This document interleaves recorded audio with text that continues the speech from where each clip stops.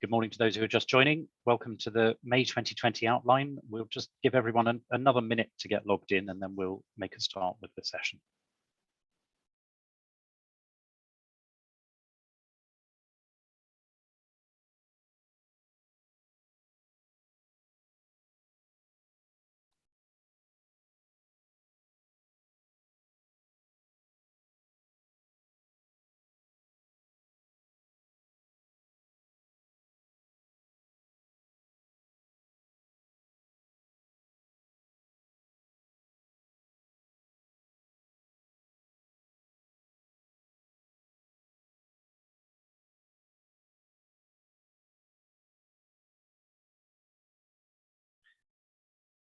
Okay, well, I think most people are now logged in. So good morning. Welcome to the May 2022 outline session. Today, we shall be focusing on the perennial topic of compulsory purchase and the related compensation issues that flow from it. I'm joined today by a very knowledgeable panel, firstly by Sophie Stewart, a partner in the DLA Piper UK planning team, and I would say, although I'm sure she's far too modest too, but one of the country's leading CPO lawyers. So it's great to have her here for this topic today. And also one of the newest members of the UK planning team, Marc Sorrentino, who joined us a few months ago as an associate within the planning team. So welcome to you both. And today's topic, as I say, is compulsory purchase, a topic that's been around for a long time. And in many ways, the fundamental process hasn't changed very much for quite a few instances, a couple of hundred years since it was first really sort of came to life as the first railways were constructed back during the first industrial revolution. But it is a topic that sort of seems to me it comes in and out of favour with political sentiment, and certainly over the last few years we've seen an increasing resurgent use of compulsory purchase powers. In no small part, that's linked to some of the large infrastructure projects, HS2 having brought an extraordinary scale of compulsory purchase back into England, at least. But also, I think as we're looking ahead, looking at the levelling up agenda, looking at the direction of travel of planning policy, it feels as if that sort of urban regeneration, town centre regeneration schemes that fell out of favour perhaps following the financial crisis are perhaps coming back, and therefore compulsory purchase is a topic that it seems the right time for us to consider. There are also some interesting changes on the horizon, and the live broadcast of this is going out less than 24 hours after publication of the Levelling Up and Regeneration Bill yesterday, which was released and published in the House of Commons yesterday. So there are some changes there as well as elsewhere. We will try our best, with less than 24 hours to have read them, we will try our best to pick up on some of those as we go along today. But Marc, perhaps if I can come to you first to get us going, could you just start by giving us a brief overview of the order making process and perhaps talk to us about some of the most commonly used powers that you can promote CPOs under? Yes. Okay, so compulsory purchase, the statutory procedures for compulsory purchase are generally set out in statute in the Acquisition of Land Act, but the ability to implement the procedures is dependent upon there being a statute which provides another statute which provides the relevant enabling power. And so the effect of that is that whilst the CPO procedure has remained broadly consistent, as you say, Trevor, the powers which underpin the statute do shift and change based on policy background. In terms of the enabling powers, there are a wide range available across different pieces of legislation, and depending on the purpose for which land is being acquired and the identity of the acquiring authority, there's a decision to be made on which is the most appropriate. Some examples of that are the Highways Act, for example, which contains various enabling powers relating to construction and improvement of public highways. The Listed Buildings Act, that could be relied on where a local authority or an acquiring authority wishes to secure the repair of preservation of a listed building. And Section 226 of the Planning Act, which is probably the most common application of compulsory purchase powers, and it relates to planning and regeneration projects. there is a section 226 is interesting because it relates to acquisition of land for planning purposes specifically, and it includes a key test. So this is where section 226 is going to be relied upon. The test is whether the proposed development can be redevelopment or improvement is likely to contribute to achieving the promotion or improvement or economic, social or environmental well-being of the acquiring authority's area. And a local authority needs to be able to justify the proposed CPO by reference to this, what we'll call the well-being test. There is also government guidance which requires acquiring authorities to attempt alternative means of securing land and to consider whether there are alternative schemes that wouldn't require compulsory acquisition. So essentially, compulsory purchase powers are really a last resort and should only be used when absolutely necessary. On a practical level, compulsory purchase powers are often called on to facilitate privately promoted developments. The local planning authority will exercise its power, but only in reliance upon an indemnity from a developer. So normally, developers in that situation will be required to commit to meeting all the costs of promoting the CPO, including compensation. In terms of CPO process, the key stages are enshrined in the legislation, and broadly speaking, there's a land referencing exercise to determine ownership, and usually this thing sort of at the same time attempts to acquire the land by agreement. If that's not successful, then there's the making of the CPO as the second stage by the acquiring authority. This is then confirmed by the relevant authority, which is normally the Secretary of State, but not always. Once that's been completed, there's the vesting of the land in the acquiring authority, and at the same time, or shortly thereafter, the settlement of compensation claims. It's worth noting that once a CPO, a proposed CPO, has been made by the acquiring authority, there is an advertising period, 21 days, and there's also a service requirement of the proposed CPO. If there are no objections, then the acquiring authority can usually confirm the order itself as an unopposed order. If there are objections, the CPO must then be submitted to the relevant authority for confirmation. Before confirming the order, our authority will have to consider whether there is a compelling case in the public interest and whether the acquiring authority has demonstrated that the scheme is unlikely to be blocked by impediments to implementation, practical impediments that would be. And during this process, the acquiring authority will usually seek to negotiate with objectors because in an attempt to avoid a public inquiry. Assuming that the CPO is confirmed, and once it has been confirmed, the acquiring authority then has two primary options by which to actually gain possession of the land. There's the notice to treat and notice of entry procedure, or the general vesting declaration procedure. These, broadly speaking, again, the notice procedure is relatively quick, usually 3 to 4 months. But the weakness of that procedure is that the transfer of title doesn't occur until compensation is agreed and has been paid, which can, for obvious reasons, take a significantly longer time.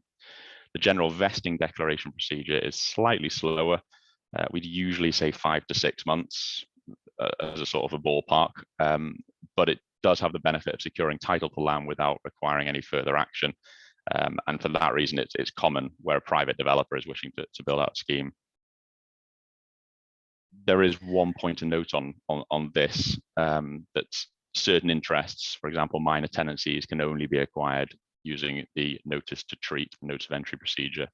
So whilst general vesting declaration procedure is preferred, in many cases, it's not always an option.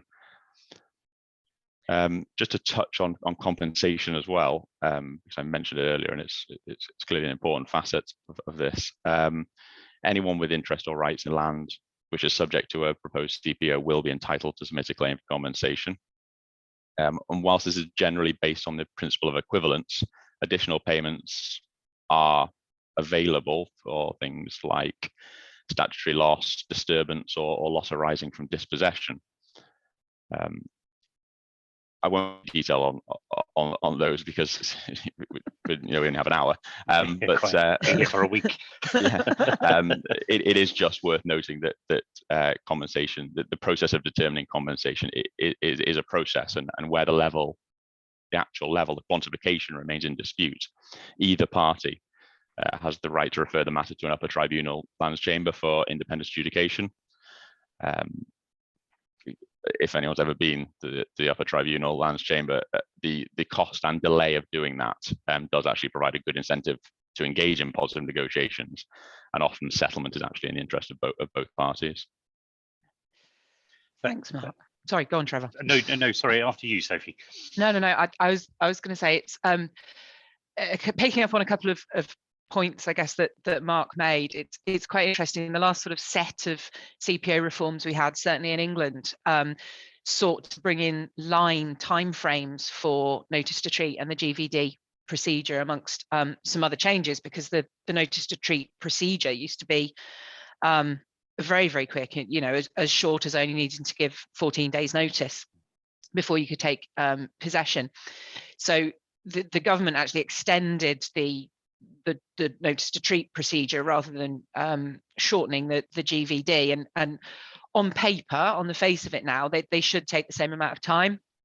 The reason we say GVD still takes slightly longer is actually because of the legal nature of GVD, and the fact that title does vest, it transfers on the day. Whilst I'm not advocating you don't need to put care into notice to treat, notice of entry, getting a GVD right is absolutely of the highest importance, and we have seen some various examples where people have got, for example, the red line on the plan slightly wrong,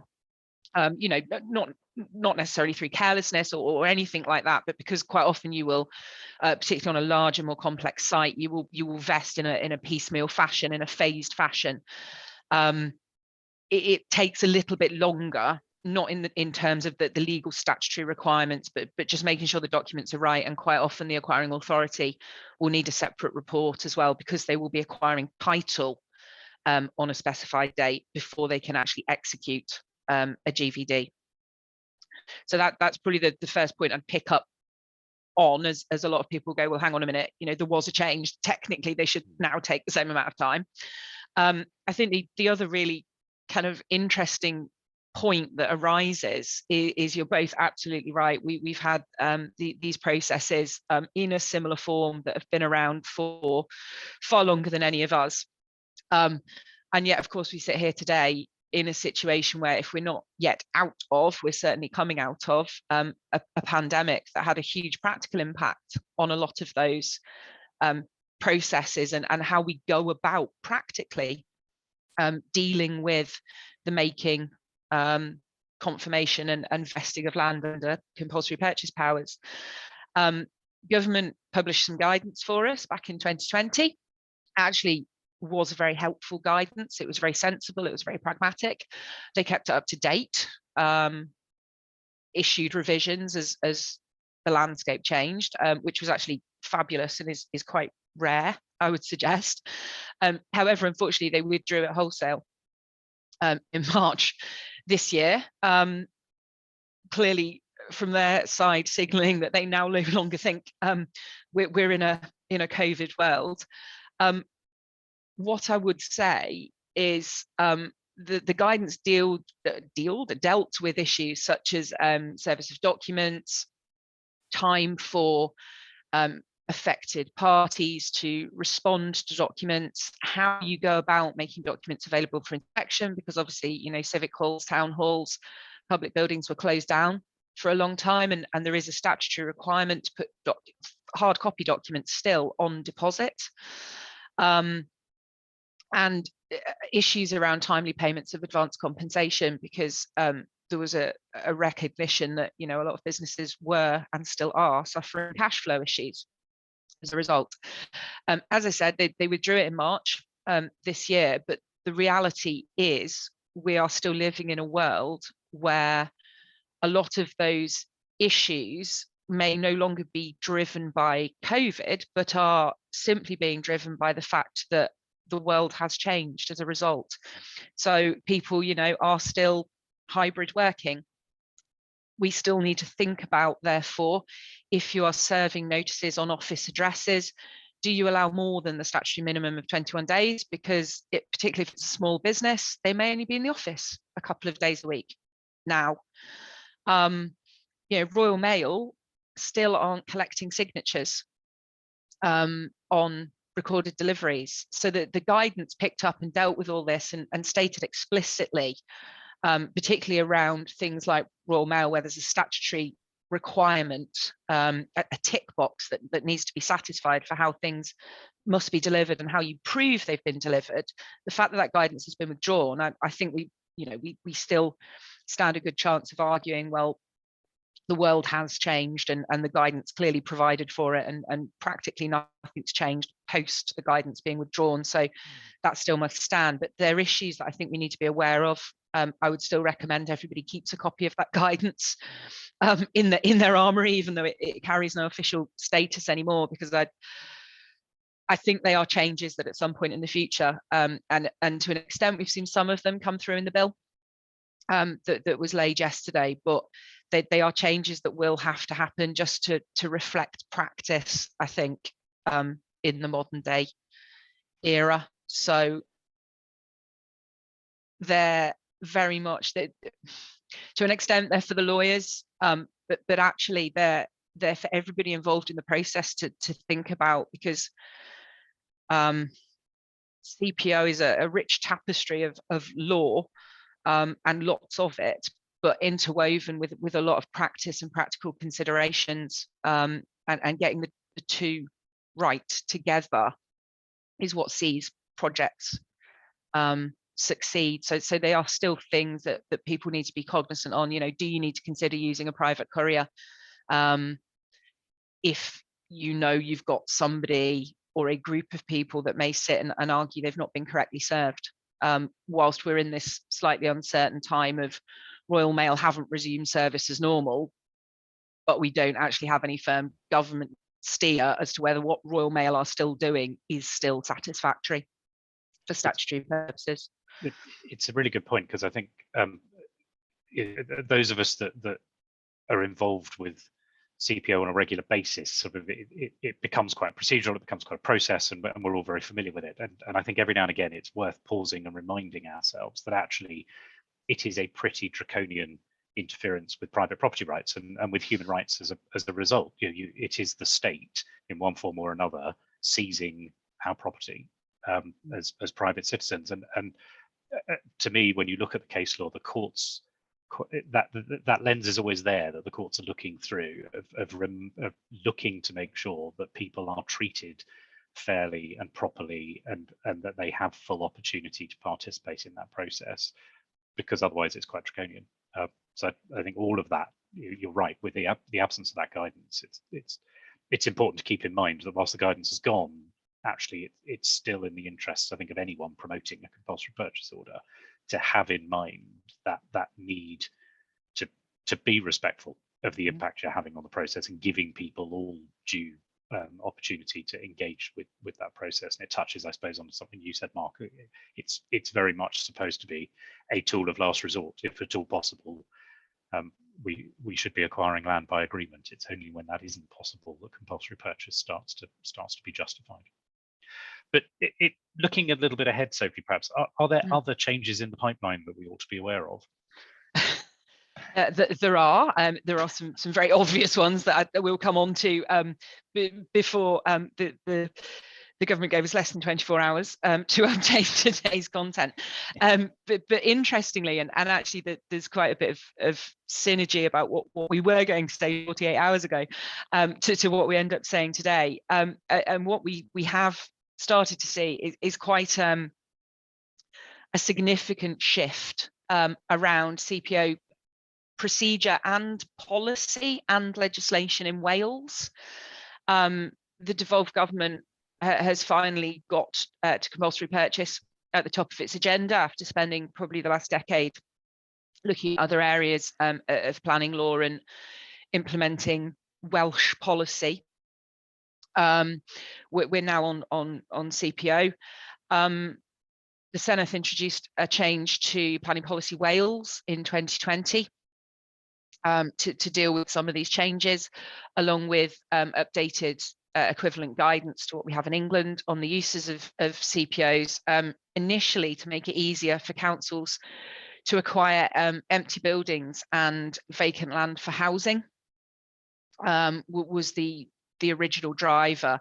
But on the back of those initially fairly subtle changes, it launched a full consultation which ran through late 2020 and closed mid-January 2021, with looking for thoughts and opinions of the industry to further streamline and modernise CPO procedure for Wales.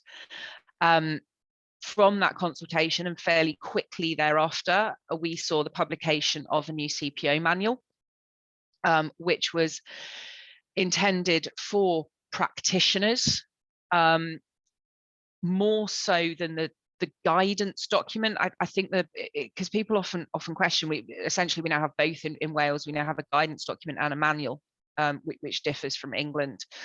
The guidance document largely talks about how you satisfy the statutory framework. The manual is much more practically focused,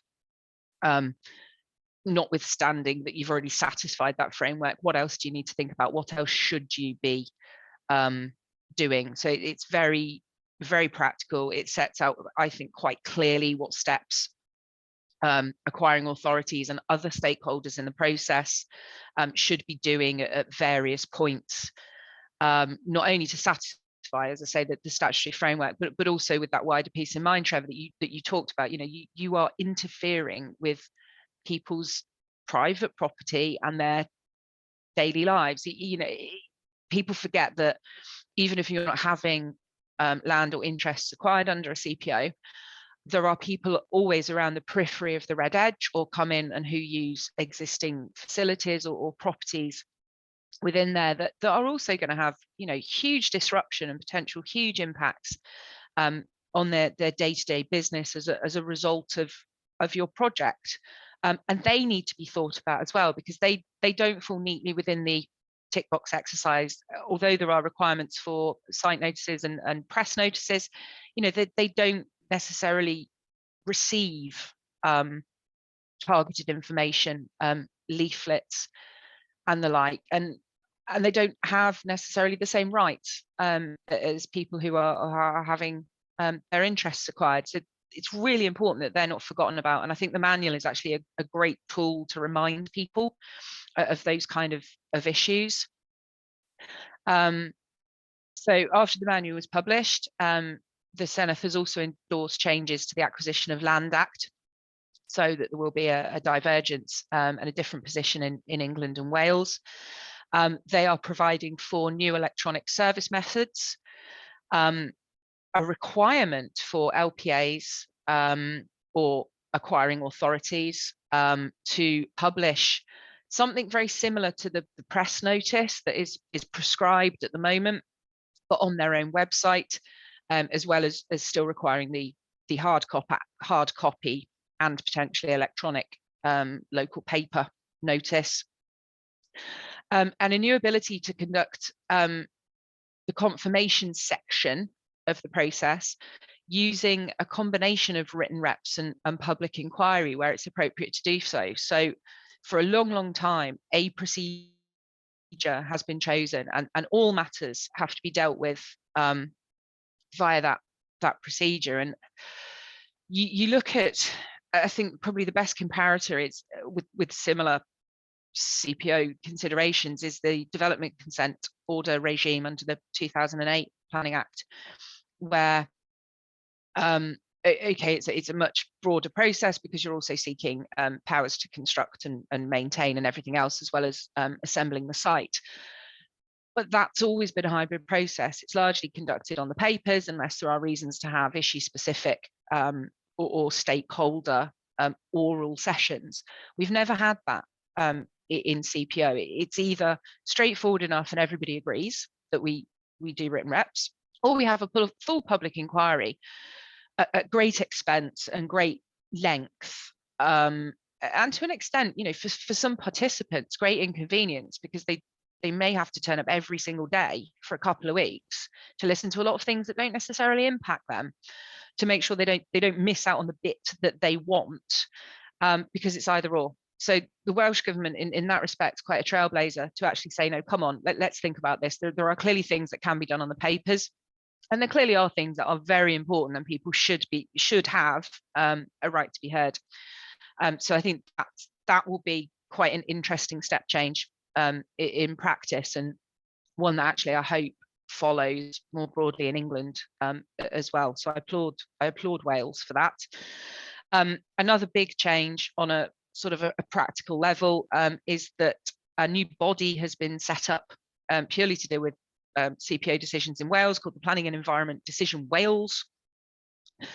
So the Planning Inspectorate Wales is now solely concerned with planning appeals, heritage appeals, call-ins, that kind of thing. And this new body will be picking up CPO matters. So we will see what impact that has. I would hope it's a positive one. Splitting the workload, you would hope A, it's a lesser workload with a similar resource, but B, hopefully the resource will be very focused and specialised, which always helps with processing these things. But I shall hand over to Mark, because you've heard enough from me, I suspect, because I know there's a lot of other stuff going on. Yes, yeah, there is. So as you said, Sophie, since devolution, the planning and compulsory purchase regime in Wales has gradually diverged from the English regime, and the Welsh government has recently been in various consultations on proposals with a view to streamlining the processes and the CPO process generally.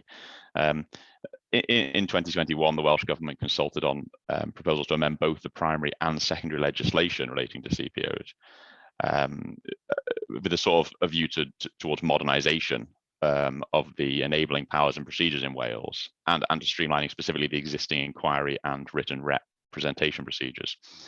The result of that consultation was that the Compulsory Purchase Inquiries Procedure Wales Rules 2010 and the Compulsory Purchase of Land Regulations 2004 are to be replaced by a new set of CPO inquiry rules. This involves various changes, but some of the key changes that we know about at the moment is there will be extensions to various timescales, including service of statements of case that will go up from 6 to 10 weeks where there's no public inquiry. There's currently a 5-week deadline for the new Planning and Environment Decisions Wales to give notice of a public inquiry. This will be extended by up to 3 weeks. There's also a second version of the CPO manual due to be published, which will include revised guidance on inquiry rules and written representation procedures. It's expected that it will also provide an update on best practice for entering into asset protection agreements with statutory undertakers. It will deal with the inclusion of email addresses on statutory notices, executing general vesting declarations, those sorts of matters. And then to follow up, I think the an updated Welsh Government circular is expected imminently, which will deal as well with the updated, it will accompany the manual, it will deal with updated rules and references to the revised CPO manual, as well as in providing contact details for the Planning and Environment Decisions Wales as a new body. Thanks, Mark. I think just coming back to England, perhaps, because that's Wales, as you say, Sophie, been a bit of a trailblazer here. And I think one of the frustrations for me of compulsory purchase is it's a hodgepodge of legislation. It's all over the place. And I mean, is it what 25 years ago now that the Law Commission said to the government, you really ought to consolidate all of this. We need a new compulsory purchase act, pull it all together. Let's have a single place to go. That's never happened. It's I don't know, CPO is just not sexy enough for parliamentary time, is it? But as a result, you end up with all these changes that get tacked on, usually to some sort of planning bill. And that kind of brings me on to my next question, because I think there are two for you to cover. So you might 48 hours ago thought there was only going to be one, but now there are two. Back in 2017, we had the Neighbourhood Planning Act, and a whole load of changes got done, because obviously neighbourhood planning is exactly the place that you want to pick up on compulsory purchase. But there were some quite significant changes there, some of which are still not in force yet. So can you talk to us about those? But then also we have, having not yet got all of those 2017 changes on actually up and running, we've got yet more changes in yesterday's planning bill, haven't we? So could you just give us a bit of a flavour of where we are in England with some of these changes, potential changes, whatever you want to call them? Yeah, sure. And it's interesting. I'm always in two minds. I'm not sure whether CPO, whether it's not sexy enough, or whether actually it's just too difficult and it's been put in that pile. Because you're right, it's an absolute tapestry of primary legislation, secondary legislation,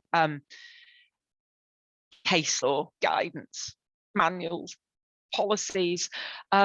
You know, we have this notion of the compensation code, and people expect to be able to go to the bookshelf and pull a book off, and you know, you just kind of quite rudely laugh in their face at the naivety, because that's not the case. You know, the code is this enormous body of historic legal instruments and decisions that have built up, and I possibly think it's in the too difficult pile. Having said that, when they have made some changes, albeit they're all over the place, I think they're generally for the better. One that really irks me, and you're right, it stems from 2017, the Neighbourhood Planning Act, so that's 5 years ago now, were the powers in, it was Chapter 1, Part 2, which would allow acquiring authorities to take temporary possession of land for the purpose of the scheme underpinning the CPO. For anybody that works in large-scale infrastructure, nationally significant infrastructure projects realm, that won't seem like a radical idea, because there has always been the ability under a DCO to take temporary possession, usually for a specified, certainly maximum amount of time, for things that you need, you know, like compounds, land to put your compounds on. Clearly, once you've built your scheme, you don't need those compounds anymore, therefore you don't need the land. Under CPO, unfortunately, you have to acquire the land, or the acquiring authority acquires the land in perpetuity, and then has to wade its way through the treacle of the Critchell Down rules, which are essentially the rules around disposing of land acquired by compulsion if it's no longer needed. To me, it makes absolute sense that they should have probably been the first powers under the 2017 Act to have been commenced. They still haven't. We still have no indication from government when they are going to be. And the bill that landed yesterday contains lots of other changes, which, by the way, I'm also, I think, subject to seeing the real detail as it's debated and it emerges. I'm in favour of them. But the fact that they've now come up with all these other things but still haven't addressed temporary possession, to me it's a huge issue on a practical level, from a costs perspective, from a resource perspective. We're all used to it, we all work with it, therefore we all sort of plan for it, but the fact that it's been on the statute book now for 5 years, to me is a massive missed opportunity from the bill that came out yesterday. And if anybody, you know, is ever talking to anybody in government, or has the ear of anybody, for me, that would be of greatest benefit to anybody involved in CPO, to developers, to LPAs, to the whole professional team sitting around it, that we had those powers in place. Which does bring me on to our lovely new Levelling Up and Regeneration Bill. Yesterday, wide sweeping changes right across the planning regime for England, but particularly for compulsory purchase. And it's interesting. I wonder how much of this has actually been taken from the changes being brought in and proposed in Wales, which flips everything on its head, because it's normally Wales making Wales only legislation that is basically identical to England only legislation. This appears to have been turned around. So we're looking at some new powers, some underlying powers to be introduced for authorities to acquire for the purposes of regeneration. Now that one's interesting. Obviously, Wales, it was vacant land and buildings for housing, as opposed to regen per se. But and this is why I say the devil will be in the detail. I question how these new powers are going to differ from the powers in the Town and Country Planning Act that we already have, which ostensibly allow for regen projects.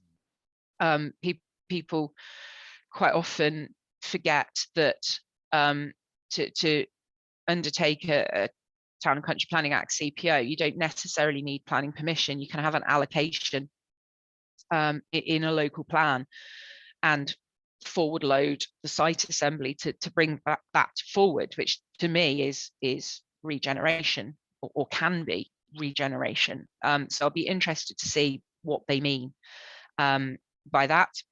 We've got some procedural changes that hopefully will at least start to drag us into the 21st century around online publicity for orders, how we conduct the confirmation stage, conditional confirmation, which I'm interested to see in what circumstances they propose that will be used. Presumably it's almost akin perhaps to planning permission in principle, where there are one or two minor issues still to be sorted before the rubber stamp can go on, but it's good for all concerned to have certainty that the compulsory purchase will go ahead. And I think that's probably more geared towards affected interests, and also for developers, for those underpinning the schemes reliant on the orders to go and satisfy funding conditions as well. So I can see that there's a potential large benefit there. Some new provisions to allow ministerial departments to purchase for various reasons, some changes around the time limits for implementation of the order, because obviously even after confirmation, CPO is permissive. You're still not forced to acquire the land, that you then have powers to do so. An agreement to vary a vesting date where you use a GVD. At the moment, and as has always been, once you execute the GVD, you're then required to serve it on the people that have interests to be acquired, and a date is fixed at that point as to when legal title will transfer. Issues do arise that mean, steel supply chain at the moment, construction supply chain is a huge example. Delivery dates are being pushed back regularly, often without much notice. Trouble is, the acquiring authority is going to get that land on that date. Actually, they may not need it now, perhaps for another couple of months. The people that are in there perhaps could stay for another couple of months. It's tough. There's nothing you can do. It's like pushing a great big boulder down a hill. You can't stop it. So I think that's potentially a really good proposed change, and also some changes around how compulsory purchase orders are recorded and how the data is captured in a more centralized way. So all of that to me feels quite similar to what's going on in Wales. And there are going to be some minor amendments just to clarify what we call the no scheme principle, which is used in the valuation context, where when valuing land that is to be acquired, you have to value it on the basis as if the scheme underpinning it, or which it is being acquired for, would not go ahead. There were some changes around no scheme principle to clarify and codify it, because it used to all be in case law, also introduced 5 years ago, 2017. And I suspect these minor amendments are just to further clarify what's fell out in the last 5 years as still being looked at by practitioners and by the court. So not necessarily as wide ranging as they might have been. We're still not in a world where they're looking to rip it up and start again, or even consolidate it into one place. But to me, they feel like positive changes that are afoot, that will just make the system more workable. Thank you. And that sort of your last point there was looking at some of the compensation issues. We haven't really touched on those today. So we've got sort of 10, 15 minutes left. Mark, if I can just come to you, because it might just be worth picking up on a few of the decisions that we've seen in the courts recently that do tend to look more at the compensation aspects rather than the promotion side of a CPO, don't they? Yes, and there have actually been some interesting decisions in the last year or two. Just to pick up on a couple, I mean, these tend to relate to certificates of appropriate alternative development and the impact that they can have on compensation value. One such case was Pro Investments Limited v Hounslow, where the case involved the valuation of a piece of land which had been acquired for development of a football stadium. The landowner was granted a certificate of appropriate alternative development for residential housing on the site, and on that basis assessed the market value at somewhere in the region of £14.5 million. The local planning authority, who was the acquiring authority in this instance, disagreed with the valuation and proposed a value of just over £8.5 million. So it went to the court, or the upper tribunal. It was assessed, and it was held that the landowner's figure hadn't been properly adjusted to reflect the statutory basis of the valuation, in which the scheme was assumed to have been cancelled. So that's the no scheme principle that you were just talking about, Sophie. And it also failed to take into account a nearby waste transfer station and other non-residential uses, which in practical terms would have had a depressing effect on apartment sales ultimately, and therefore the land's value. So ultimately the upper tribunal deemed appropriate compensation to be in the region of just over 10 million, which was far closer to the local authority's valuation than the landowners. And I think this case demonstrates the importance of conducting a thorough assessment process in the first instance, but also illustrates quite neatly the range of criteria which can be taken into account by the courts and in general when landing on valuations. Another case that was relevant to this is the Secretary of State for Transport v Curzon Park Limited, which involved the compulsory acquisition of 4 adjacent sites in Birmingham at the same time for the purpose of bringing forward HS2. All of the sites were subject to separate and independent applications for certificates of appropriate alternative development. And essentially the question which arose was whether each of the applications could, or indeed should, impact the value of the other sites which formed part of the same underlying scheme. It was clearly the existence of or the proposal for development on one site which was adjacent could have a material impact. This went to the Court of Appeal, and it was decided that when an authority is considering whether planning permission could reasonably be expected to be granted for a certificate of appropriate alternative development on a particular site, other applications or decisions on related sites should not be treated as notional applications for planning permission and were therefore not material planning considerations, which I think is sort of a relatively important principle to be established actually by the courts. A case close to my heart. You've outed me, Mark, with that one. So I am acting for HS2 and the Secretary of State in that litigation. So I have a bit of an inside track on that one. It's worth noting that is currently subject of an application for permission to appeal to the Supreme Court. So we may not yet have heard the end of that debate, which has raised some real quite practical issues on that site as to where you have adjoining development sites, all of which have been acquired.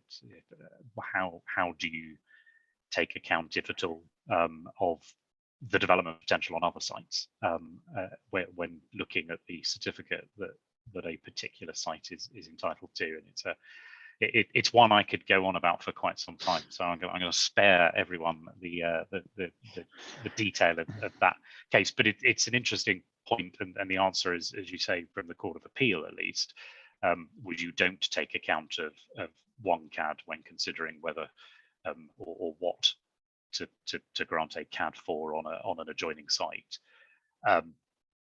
Whether the Supreme Court will be tempted into looking at that again, we wait with bated breath to see the answer. But I think certainly the Compulsory Purchase Association yesterday put out a sort of initial summary of the provisions in the bill, and the CPA was certainly indicating yesterday that there is a potential for some further changes that aren't yet in the bill, but potentially some additional provisions to be incorporated into the bill that may look to revisit that question. But I'm not sure where the CPA had got that from. I haven't seen that. Sophie, you're nodding. I hadn't seen that reference from the department anywhere, but I might have missed it.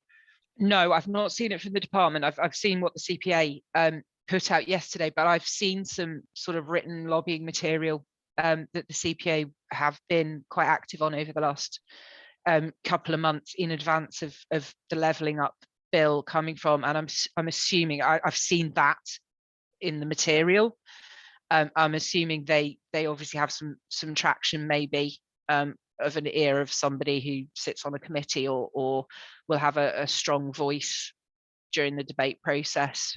That they've obviously got an air of confidence that they think they will get it included.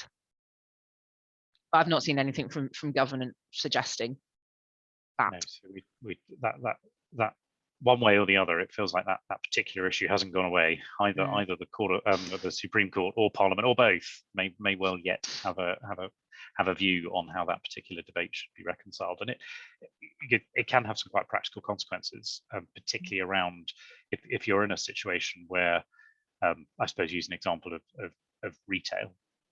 If retail, you have your needs test, you have your sequential test. Actually, if a need for retail is identified, and you've got 4 adjoining sites in the no scheme world, not all 4 of those sites would be able to secure the benefit of that need for that retail. It would be permitted once, and whoever got it would be lucky, and whoever didn't. If you're, I think the consequence of what the Court of Appeal was saying, to give it some sort of practical context, actually, if you can't take account of a CAAD that says yes, you've got retail here, you potentially end up as an acquiring authority with 4 CAADs on 4 different sites in the case of Curzon, which is what there were, as you say, Mark, 4 different landowners, but you end up with those multiple sites, each with a CAAD for the same thing, which in reality you wouldn't have been acceptable in planning terms to have on multiple sites. So quite a practical implication there for compensation calculation. So it's a debate that will rumble on one way or the other, I suspect, for a while. And it's interesting. It plays into you don't tend to see many tribunal decisions purely on quantum of compensation, just because it's expensive and time consuming, and a deal is normally to be done somewhere. So it tends to crop up with things like CAADs and specific points. But there was a tribunal decision this year in Timec, which kind of touches around the same sort of issue, and in that case we had an owner who actually it wasn't a CAAD. They had a valid and implementable planning permission to knock down and redevelop an office building, and they argued that they should be compensated on the basis that in a no scheme world that would come forward, would be built out and would have a distinct impact and uplift in the value of the building. And the tribunal actually looked at the wider context and said, do you know what, round your site, even in the scheme world, let alone in the no scheme world, that there's no complementary development going ahead. You look at where it is, it's out on a limb.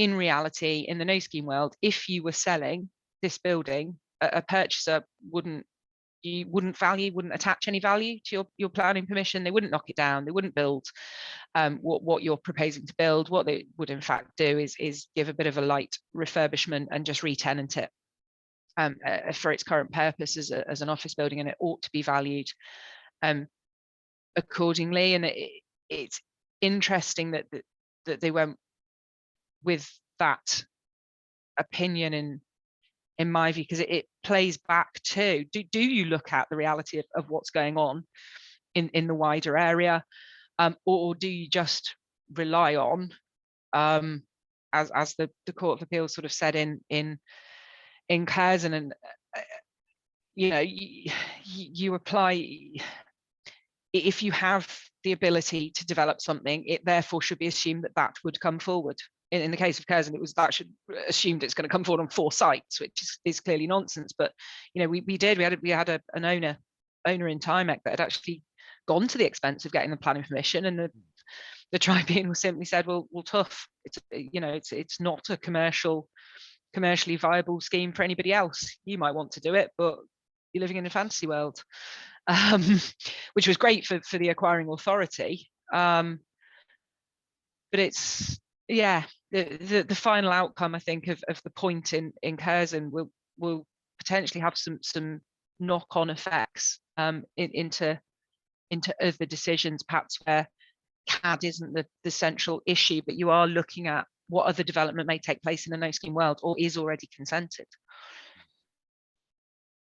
A tricky area, that hypothetical planning has never been easy, has it? It's hard enough to work out what the answer is in real planning, but when you're trying to work out what might have happened if something that happened hadn't happened, then it really does send us off into a spin. But well, look, we're within time, which is always good. We do like to try and keep to time. Can we just perhaps wrap it up, if as is traditional on these things? I'll put you both on the spot. What is the sort of practical takeaway that comes out of today for you? Mark, I'll come to you first. What's your practical takeaway for the audience? Thanks, Trevor, for that.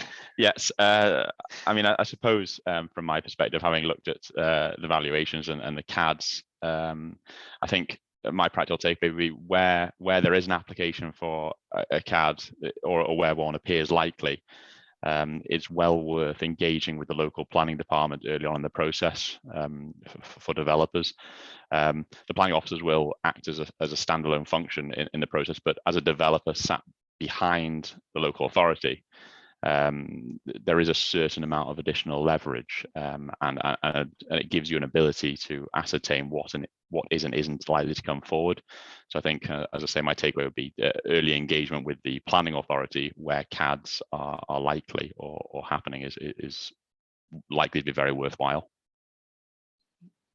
Yeah. And I think for me, I would build on what Mark said.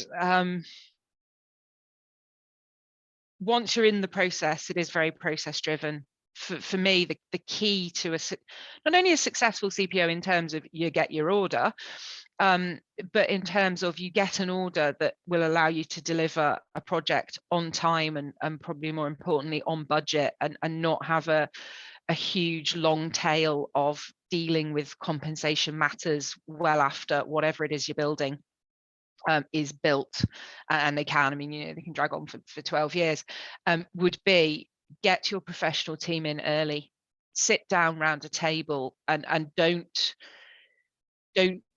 treat the process in chunks, although in practice it has to be dealt with in chunks. Sit down at the start and war game holistically, look at the whole process and think about knock-on effects and what can happen when, because quite often you can save a lot of time, you can save a lot of heartache, and you can save a lot of money if you've strategized properly, and that requires your whole professional team. It requires the planners, it requires the valuers, it requires the building surveyors, it requires the lawyers to be engaged far earlier than the point that you're actually thinking of pressing the button on putting a seal on a CPO. And I think that is, for me, as a takeaway, that is money always well spent, and it will save you in the long run.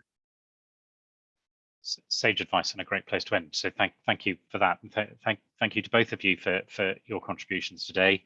The session will be posted to the Outline YouTube channel in the next few days, so it will be available for you to watch again if you've enjoyed it that much.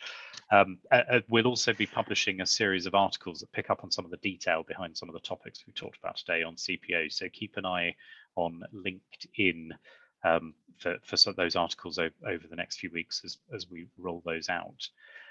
Just another heads up for those who are watching the live broadcast. If you're watching this on YouTube, sorry, it's too late. But if you're watching the live broadcast, in terms of the planning bill and the wider aspects of the planning bill, there's an interesting, or what I think will be an interesting session being run at 3 o'clock today via Teams by the chief planner at the department. So that's from 3 till 4, I think. It's open to anyone to watch. So if you're interested in hearing from the horse's mouth, so to speak, as to what's in the planning bill, I'd recommend that. I've shared the chief planner's post on LinkedIn this morning. So if you head to my LinkedIn page, you'll be able to get the link. I don't think it looks as if there's no registration. You can just sign up. So have a look at that. We will be back next month. We're due to be looking next month at the increasingly prominent role that carbon and climate change is taking in planning across the spectrum from NCIPs through to 1990 Act, looking at some of the implications of that and looking at some of the trends that are coming out of the case law. Having said that, we may need to squeeze in a special on the planning bill and the planning aspects of the planning bill, the levelling up bill, rather, I should call it. So we watch out for a levelling up and regeneration bill special in the meantime. But if I can thank you for attending today, and again, thank you to our speakers, and goodbye.